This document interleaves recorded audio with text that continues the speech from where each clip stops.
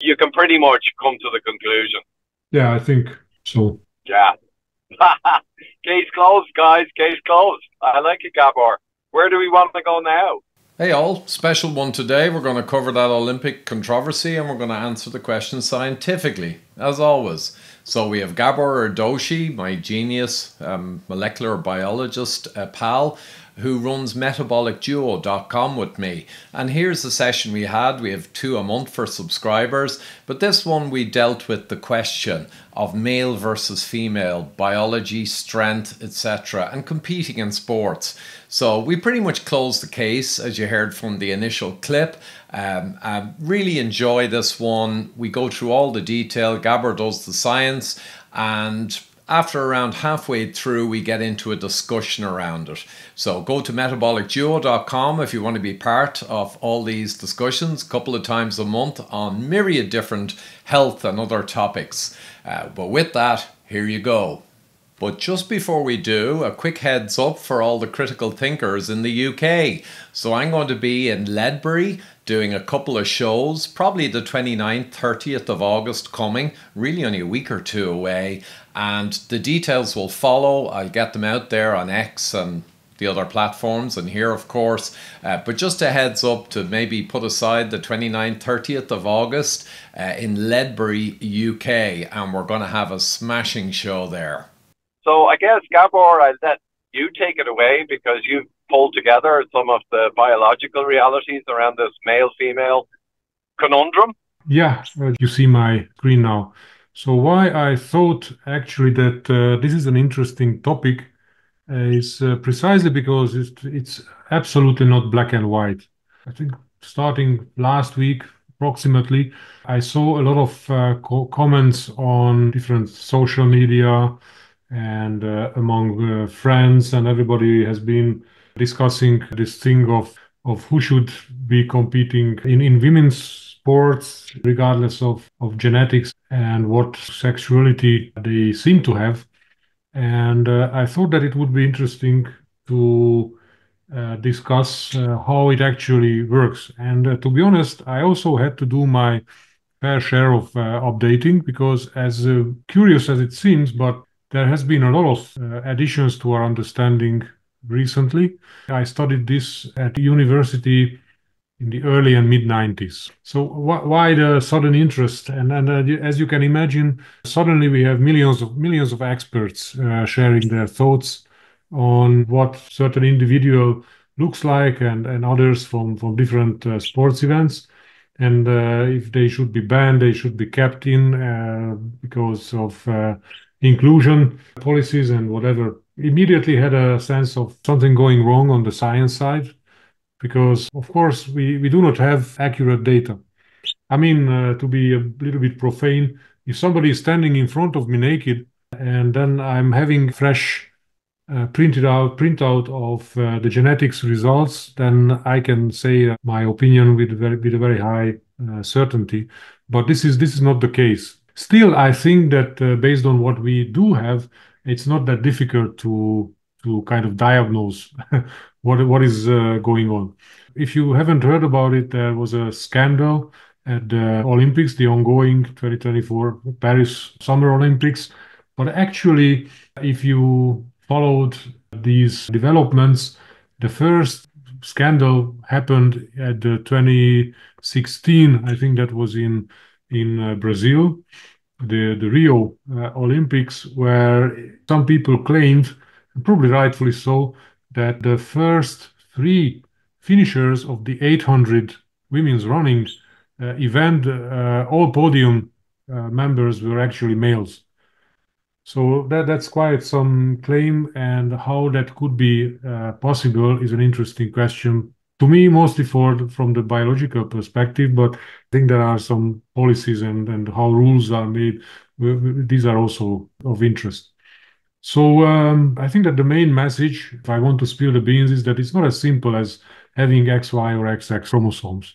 We would think that if you have XY chromosomes, then you are definitely male. This is one part of the wrong argument here, that if you have an XY chromosome set, then you shouldn't be allowed to compete with XX females.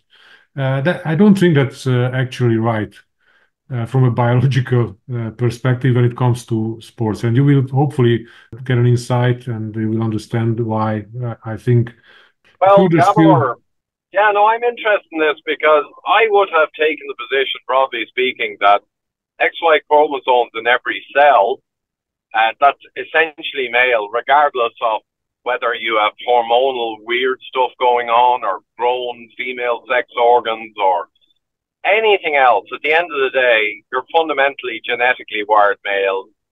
So it'd be interesting to see how an XY human can be perceived as female in a real sense. So great stuff. Go ahead. Yeah, I think it's really interesting, and of course there are different considerations when we determine who's a male and who's a female. But I use this special perspective, the competitive sports. So it's not about reproduction really, because if somebody with an XY who, in my opinion, could compete with females in Olympics or wherever, that person cannot really reproduce. So it's not a functional female or male anyhow. And even the other folks we are talking about, you can see my third point here in the slide, that there are many types of problems with sexual development.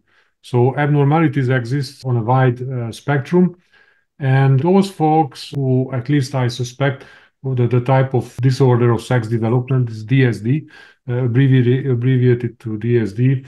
What we see here, they have a lot of problems. So actually, I feel a lot of sorry for them, but these special types still shouldn't compete with females. So I think that there are different considerations.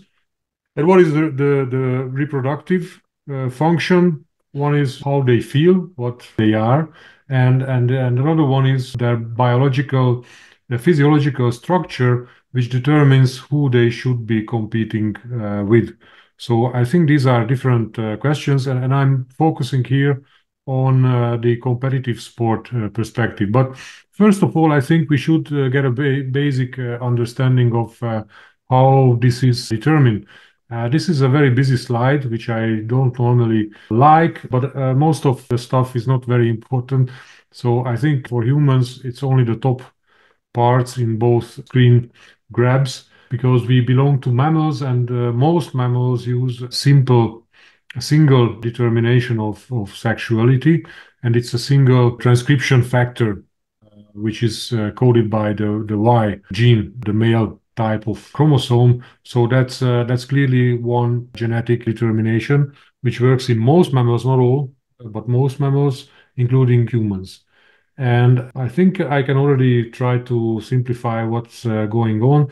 But there is a primary sexual development during fetal development, so in the uterus, in the womb, and then there is a secondary development during puberty. I think we are mostly familiar with these concepts, that something is kind of decided within the womb, what type of development starts taking over, so to say, and another one starts when puberty is launched, and then you see these secondary sex features coming through, and it's precisely the discrepancy between the two what happens, in my opinion at least, because I don't have the genetic tests in my hands, and I cannot really see through sports shorts. So sometimes there is something bulking, and sometimes there is not. So we cannot be 100% sure what's going on. But this type of DSD, abnormal sexual development, could explain everything what we observe. And I like hypotheses that offer a broad explanation for all the observations. So that's why I tend to believe that this is the case what we are facing here. So in the uterus, if you have two X chromosomes, then basically there is no interruption of your development to a female. That's how it works. If you have a Y chromosome, then there is an interruption and a kind of initiation of a different development. But you require both the testosterone and some converting enzymes, and then a cascade of events to take place. And that's where things can go really off rail in development. So you need your testosterone at a certain level, but you also need an enzyme which converts testosterone to dihydrotestosterone. And for a couple of decades now, it's understood dihydrotestosterone or DHT used to be thought to have no function in the body, but it was considered a waste product of the testosterone metabolism. But it is absolutely not the case, and it has separate receptors, so it's a separate androgen pathway, which in different tissues have different effects from testosterone itself. So you need a conversion, and you need the testosterone, and you need a lot of proteins and factors to be intact or properly functioning for everything to go as we know it. And there are a wide range of abnormalities which can develop. Fortunately, these are fairly rare. So we are not talking about huge percentages like 0.02% and these types of frequencies in the populations. And these can give rise to fairly weird looking and working people from a sexual perspective, unfortunately. Probably on the second one, we have an explanation. You will get the slides and you can read, or you can go refer to the review itself. But this describes the 46XY DSD, the sexual development disorder, refers to the normal chromosome number, 46, twice 23. 23 you get from your father and 23 from your mother. And XY means genetic male. So you got a Y chromosome from your father. And then the other one is DSD46XX. When we are talking about sexual development disorders in 46 chromosome XX individuals. So when you get two X chromosomes from your father, then you are considered a genetic female. And the reason why we say 46XY and 46XX is that we have a bunch of other types of sexual development disorders where the people can have more than 46 chromosomes, for example, double X and triple X and various forms, probably even more rare than these what we are discussing. And the different disorders can have different frequencies in the population. So some are more frequent, some are not really, what is it called in English when they cannot really survive. Of course, from those who can live into adulthood, the frequency is then different from the genetic, can be different from the genetic frequency. Now focusing on the male types of sex determination problems, you can see that it can be even by types. The list on the right-hand side is a long one. There are many types. In the previous slides, you could see what is necessary for proper development and how many genes and proteins are involved.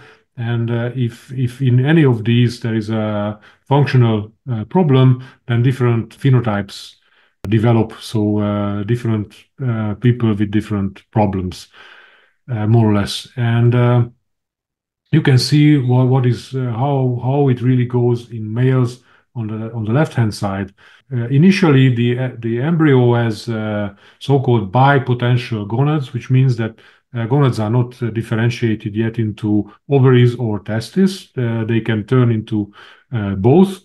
And when it starts the male development, then the certain cells undergo a targeted type of development. And the Sertoli cells start secreting this anti-Mullerian hormone, which suppresses or makes the Mullerian ducts disappear, which are not present anymore in males. And the Leydig cells start releasing testosterone. And then you have this 5-alpha reductase, the ARD enzyme, which converts this testosterone to dihydrotestosterone. And as I mentioned previously, this is an important step, and this type 2 enzyme is very active during intrauterine development, and dihydrotestosterone has a huge role in virilization of external genitalia. So when you have a mutation, and this is what I believe we are facing here, then you have a mutation of this in this converting enzyme. It cannot convert testosterone to dihydrotestosterone. So the effect on the virilization, which means the development of proper development of male external genitalia, the genitals, then the person will have no male genitalia, no male sex organs. Rather, at first sight, at least, can look like more like a female. I think So, if yeah. so Gabor, so the boxer, the big controversy, the boxer who looks male and I believe has been quoted as using male pronouns years ago and possibly was in the army and all this stuff, but has female sex organs, I believe. No. We are only at fetal development, Ivor. So we are at when these folks are born, and the good doctor has a quick look at the sex organs, the external genitalia. The good doctor can say that, oh, it's a female because there is no willy, no scrotum, so it looks much more like a female. Yeah, and no, that's what I mean. I'm jumping ahead a little, but the boxer person apparently looks like female sex organs, but his No, ex no, was. no. He looked like a female when he was born. So that's the important part. That Yeah, assigning a female sexuality can be perfectly normal for an XY genetic male if his external genitalia are not properly developed or developed more like a female's. So I think that yeah, that's what happened here, and he was, I would say, based on third world country sex assignment, but I think it also can happen in first world countries that the doctor just has a quick look. I think now that there is guidance and the OBGYN doctors are more educated around these disorders, so they have a more thorough look, and and if something looks abnormal, tiny bit, they send samples to genetic determination yeah. of sexism. But So, normally, if you just have a quick look when you have in Algeria or similar countries, dozens of women give birth daily, then I think it's a perfectly normal sex assignment that this is a female. It has looks like it has a vagina and a vulva and whatever. Looks much more like or completely like a female due to the enzyme conversion problem which they have between testosterone and dihydrotestosterone. And this enzyme, this type 2 enzyme, because there are two genes encoding two of these enzymes, and that there is also key. This type 2 has primary importance during fetal development. So that is what happens, and this explains the claims that one can have a female passport and whatever, and can grow up at least in primary school as a female. But then most of these people, and that's the next part of this thing. On the next slide, I highlighted the enzyme itself, this 5-alpha reductase 2, the type 2. And I already explained this, that there are type 2 and type 1 because there are two genes. This actually explains most of the observations we have, and the mutation and the type of development disorder is called 5-ARD.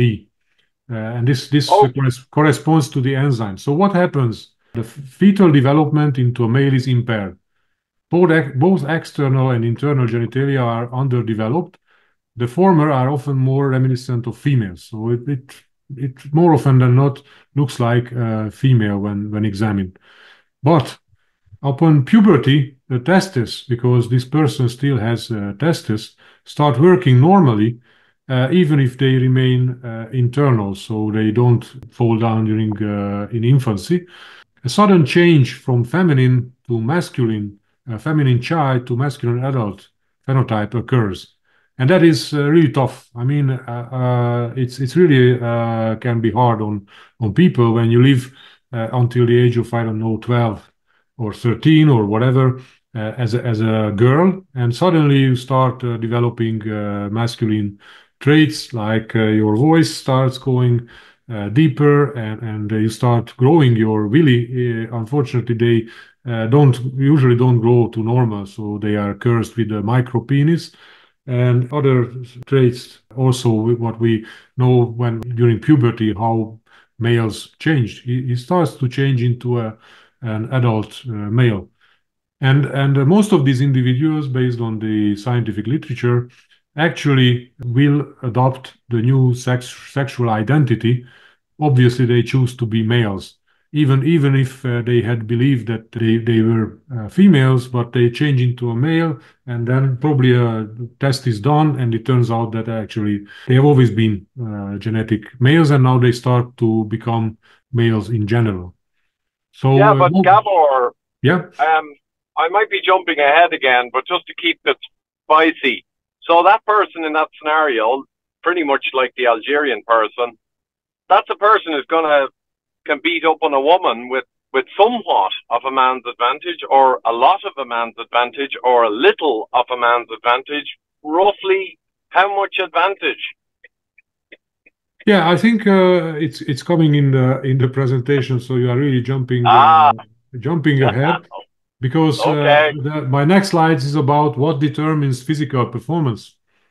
Oh, And yeah, the biggest effect on muscle, bone growth, the types of changes. It's not only about the amount of muscle or harder bones, but the types of changes, different muscle fibers, what characterizes a male compared to a female. These come exclusively from pubertal exposure to male levels of testosterone and dihydrotestosterone, but the type 1 enzyme in these cases is fully functional. So most tissues will see the normal levels of dihydrotestosterone when stimulated because the type 1 enzyme is not dysfunctional.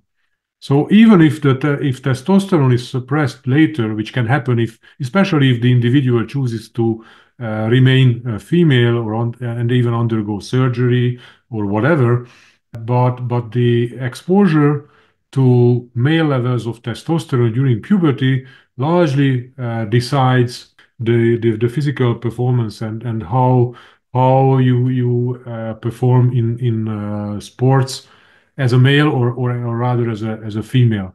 So I think if someone was exposed to male levels of testosterone, then he should compete among males. That's my point. And I can also give you a counter example because some XY males, let's call them males, have total testosterone insensitivity. They have a problem with the testosterone receptors. So despite they have male levels of testosterone, or they can have non-male levels of testosterone, that's another disorder.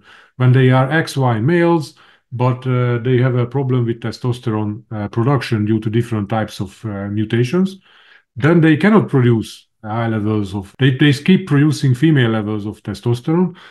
Or we have the one I mentioned that you have testosterone insensitivity, you have male levels of testosterone, but it's completely dysfunctional. So it doesn't do or does almost nothing. And then in that case, you will look like a female externally totally, and you will operate like a female in sports, but you cannot really have children as a parent because none of your gonads, the sexual secretory organs, are functional. And in that now, case, Gabor, yeah. yeah, sorry to keep butting in, but hopefully people don't mind. So if you're XY male, but you just happen to have a hormone problem, you're a guy with a hormone problem, which leaves you kind of more female-ish. Yes. There is no way on this earth ethically you should be able to go into female sports. It's absurd in my mind.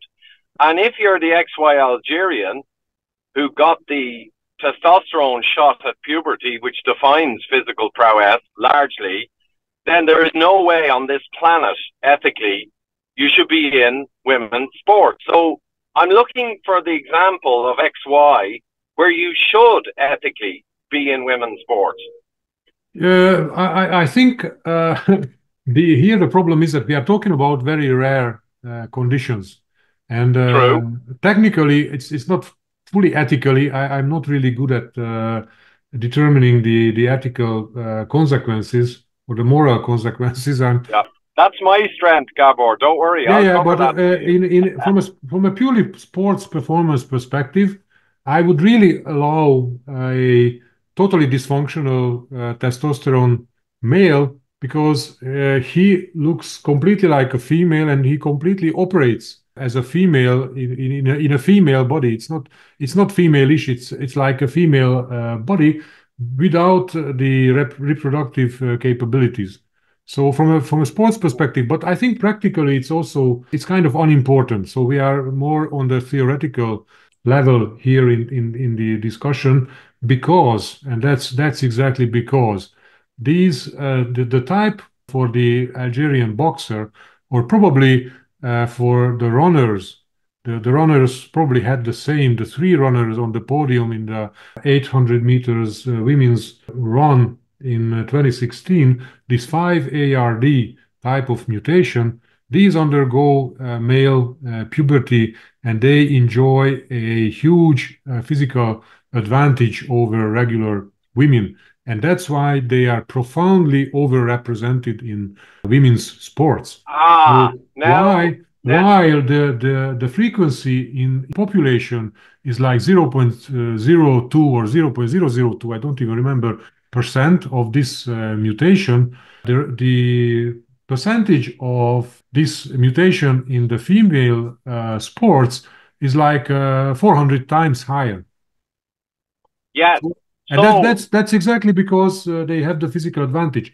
And of those course. those those males, genetic males who would have a different type of hormonal problem, no working testosterone at all, they have absolutely zero percentage. So the representation in women's sport would be so low that you don't even recognize. There is no reason to test or no reason to look. And Yes. even if they were called as XYs, I would just let them compete because then they are competing on an equal basis from a But So physiological perspective. but can I that's the say key something? point. That's the key point, Gabor. Thank you. That the males who are essentially female in performance, we never hear about them because they're never going to be within a million miles of first, second, third place, and they're never going to be an issue. And they're not even in the sport because there's no point. We only see a 400x overrepresentation of the guys with muscle behind them who have the advantage for obvious reasons, right? Yep. Yeah. So go ahead. Sorry.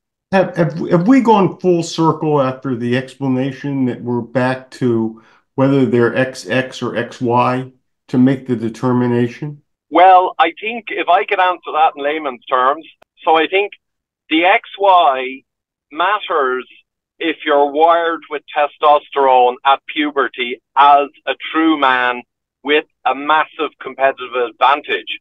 However, as Gabor's pointing out, it's not all about XY because if you're an XY who ends up without that and you've got dysfunctional hormonal development, so you end up essentially as a woman's strength, well, you're still XY, but at that point, as Gabor says, it doesn't matter if you're in the Women's Olympics or not because you're never going to be near the top table. You're just the same.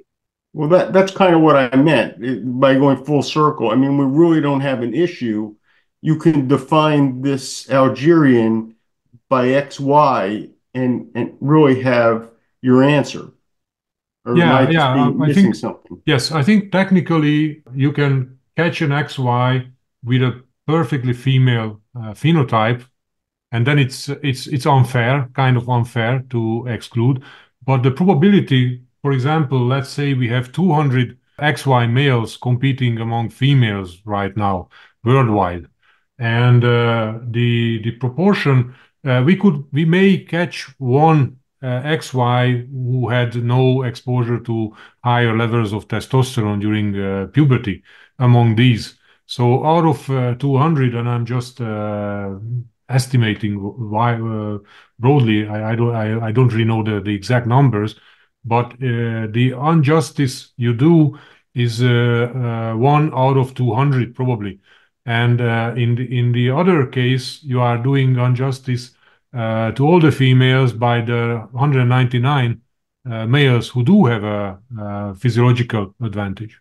Well, that's why I said, I mean, for all practical purposes, you really can use the genetics to make that definite. I understand your point. Yeah. At the That end of they the could day, you can compete use against it, other women if they didn't have that advantage. But we're talking about, I mean, would they even end up in the Olympics? I mean, I think we get down to the point where it's so rare that we really don't have an issue and we really can go by genetics. That's my point. Yeah. I think you are right, but actually, technically, it would boil down to the precise ratios. I don't really know. So, and Right. probably those people who make the rules, they have absolutely no clues. But I think we err on the right side by probably a large margin if it's a simple XY Yes, measurement we determination. Or we can assume or that the Olympic Committee has no estimation. They've done enough other stupid things. We can make that assumption. I don't think they what care. This is more probably more along the inclusion criteria that we would like to see included. We don't exclude anybody based on whatever's. I think it's probably more political than scientific yeah, consideration. I suspect quite a few activist types in the Olympic Committee are very aware of what you said, but they don't care because the inclusion and the political realities become vastly more important than the quote fairness. Cynical, but I suspect that. And you could have a very simple heuristic. XY cannot be in female sports with the notable and rare exception of a fully demonstrated non-testosterone puberty development, which we will treat as the exception based on that fully demonstrated lack of puberty testosterone development cycle. There's your rule. Simple. Fair to everyone. How would you know that? You don't see them in puberty. You see them after puberty. True, but that ain't anyone's fault. So in other words, the onus is on you because the fairness equation, as Gabor said, is so vastly stacked against the women in this matter that the person would simply have to come up with some kind of proof or demonstration. And the onus, I'd say, would go on them because that's just pretty fair. And I guess there might be people, what do you reckon, Gabor? There might be people 19 years old who possibly could demonstrate in some fashion what I said there. They could say, well, no, can they demonstrate with evidence that they have not had the testosterone? Would that be something one could do? I think that if a genetic male but operating perfectly as a female is so good at a sport that the country association, the sports association, really want him or her to compete at the highest level because the chances that he will get a medal or whatever is high. Then the country or the respective sports organization will pay for the genetic tests necessary. It's not an extreme cost these days, so I think that in that very rare case, the genetic test will be paid for. So what you're saying, Gabor, is you can demonstrate retrospectively in a 19-year-old whether they really had the testosterone advantage by really digging into the genetic and verifying they did not have proper testosterone capability back in puberty. You can kind of validate that and then say they get a pass. Yeah, I mean, if you can present the genetic test, for example, that you have a complete testosterone insensitivity genetically, and then I don't know, the Olympic organization or whomever can verify that, because then they only need to look for that single gene which they claim that is present. So it's a cheap test to verify. Then I would say that I would let that person compete. Yeah, but overwhelmingly in that rare case of the exception where they do not have an advantage, the chances of them being near the top table are vanishingly small, probably. Exactly. Yeah. I assume that it's very small, but I cannot really guess, even guesstimate the actual percentage. Well, what you've got is you've got non-conditional probability. So you multiply the probabilities. So essentially you've got the 1 in hundreds of thousands, and independently, essentially, if it is independent and they didn't have testosterone, you've got the chances of being the very top tier in women's, which is 1 in hundreds of thousands, and you can multiply them together. If they truly don't have a female advantage, that's independent probability. Therefore, you can multiply 100,000 by 100,000, and you're into tens of millions. You know, you can pretty much come to the conclusion. Yeah, I think so. Yeah. Case closed, guys. Case closed. I like it, Gabor. Where do we want to go now? Well, can I just ask the question, since we were talking about the Olympics? Ivor, I don't know whether you've heard this, and I don't, it's something I think I saw on Twitter, so it may not be true, but that the Olympic Committee has in France, 60% of their diet now is vegetarian. They're serving a predominance of vegetarian food. Apparently some athletes are complaining. Yes, I saw that. I think it's broadly true, because the woke mind virus has infected Olympics nearly as much as Disney employees. So, yeah, they are going for inclusion, diversity, DEI. They're going for vegan. They're going anti-meat. All of these things go together, and I've explained in many videos why. They're tops-down. They're tops-down strategies to manage the world more easily, shall we say. Unfortunately, there's no conspiracy theory. I would do the same thing if I wanted to manage the world more robustly, shall we say. You'd basically weaken society, same old for thousands of years. We have in the chat some comments from Danny. The first one corresponds the primary topic, that the percentage of anomalies the administration has to deal with is higher than what I just said. I think he said that it's about 0.5%. And I replied already in the chat section that that 0.5% is distributed among many of these sexual developmental disorders, and not only the 46 chromosomes and XY and XX, but also others. There are many others, and unfortunately, the vast majority are less and not more competitive. So those people have different physiological problems. And even these who are overrepresented and enjoy these advantages, they also have a lot of private or problems with sexual life and other problems. So it's not all nice and shiny. It's not only just winning medals from women. They really have different problems. But I think that even if I really feel really sorry for them, they shouldn't be competing against women who have been working really hard for many years, and then they are just robbed of their medals or top places in these events.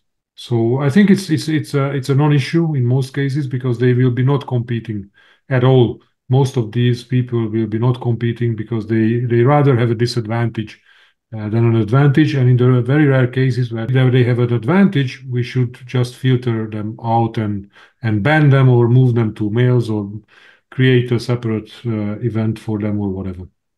I suspect, though, Gabor, that the very rare people who actually glean an advantage through sexual disorder, the chances of them competing successfully with elite males is effectively zero, I would guess. Yeah, I think that even this particular male, and probably there are a couple in the current lineup, but this one from Algeria, I think he is not really a good boxer.